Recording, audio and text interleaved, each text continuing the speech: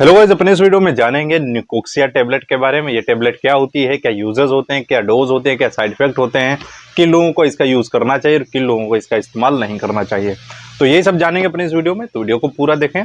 तो सबसे पहले जान लेते हैं निकोक्सिया टेबलेट होती क्या है। दोस्तों, एक ब्रांड नेम है, इसको जाइडस कैडिला कंपनी के द्वारा बनाया जाता है। ये मेडिकल स्टोर पे और भी कई ब्रांड नेम से आपको आसानी से मिल जाएगी, अलग अलग डोज से मिल जाएगी, जैसे 90 mg में, 60 mg में, यहाँ तक कि 120 mg में भी ये आपको आसानी से मिल जाएगी।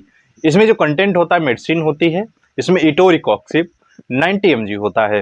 एक non steroidal anti inflammatory drugs की कैटेगरी से आती है, यानी कि वो दवाएं जो दर्द और सूजन को कम करती हैं, उन्हीं दवाओं से संबंधित है। जब कभी चोट लगती है, मोच आ जाती है या फिर किसी तरह की एबनॉर्मलिटी हो जाती है हमारी बॉडी में, तो एक तरह का केमिकल रिलीज होता है हमारी बॉडी में, जिसको प्रोस्टाग्लैंडिन कहते हैं।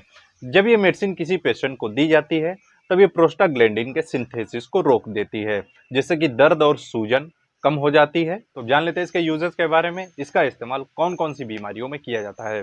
जैसा कि मैंने बताया, ये दर्द और सूजन को कम करती है। कहीं पर चोट लग गई है, मोच लग गई है, मसल स्पाज्म हो रहा है, मांसपेशियों में ऐंठन हो रही है, तो इन सारी प्रॉब्लम्स को ठीक करने के लिए इस टेबलेट का इस्तेमाल किया जाता है। जैसे कि जोड़ों में दर्द हो रहा है, किसी को गठिया की बीमारी हो गई है, ऑस्टियोआर्थराइटिस है, गाउट है, या फिर रेमेटिक अर्थराइटिस है।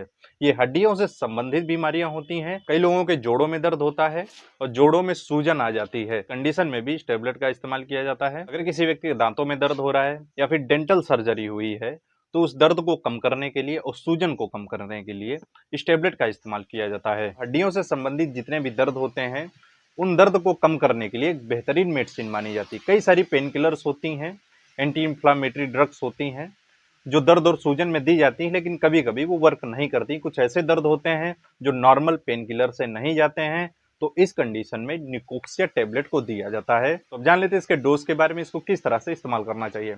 दोस्तों, इसका यूज सिर्फ अडल्ट्स में ही किया जाता है, बच्चों में इसका इस्तेमाल नहीं करना चाहिए। अडल्ट पेशेंट्स में एक गोली सुबह शाम खाने के बाद दी जाती है, या फिर जरूरत पड़ने पर भी इसको दे सकते हैं। तो जान लेते हैं इसके साइड इफेक्ट के बारे में। इस टेबलेट को लेने से क्या क्या साइड इफेक्ट हो सकते हैं। इस टेबलेट को लेने से कुछ कॉमन साइड इफेक्ट हो सकते हैं, जैसे कि नोजिया एंड वोमिटिंग, यानी कि मितली लग सकती है, उल्टी हो सकती है, पेट संबंधी समस्या हो सकती है, जैसे कि पेट में दर्द हो सकता है, पेट में गैस बन सकती है। फिर इस टेबलेट को लेने से दस्त भी लग सकते हैं, स्किन पर रैशेज आ सकते हैं, लाल लाल चकत्ते या फिर खुजली जैसी इचिंग प्रॉब्लम हो सकती है। तो ये कुछ इसके कॉमन साइड इफेक्ट होते हैं, या फिर इसके अलावा भी कुछ साइड इफेक्ट हो सकते हैं। अगर आपको ऐसे कुछ साइड इफेक्ट दिखे, तो आपको तुरंत अपने फार्मासिस्ट या फिर डॉक्टर से संपर्क करना चाहिए।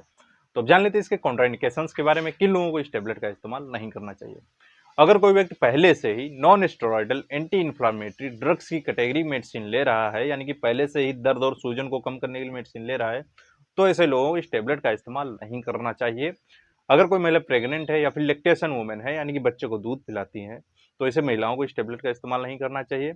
अगर कोई पेशेंट बच्चा है, ज़्यादा छोटा है, बच्चों में इसका इस्तेमाल नहीं करना चाहिए। अगर कोई अल्कोहल ले रहा है, ड्रिंक किया है, तभी इस कंडीशन में इस मेडिसिन का यूज़ नहीं करना चाहिए।